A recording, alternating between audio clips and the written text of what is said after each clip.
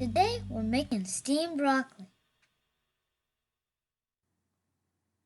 Wash your broccoli, then cut up the stems and the florets.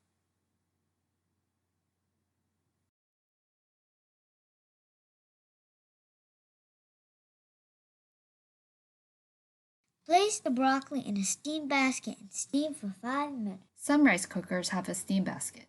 If you don't have a steamer or rice cooker, check out my steamed vegetables video.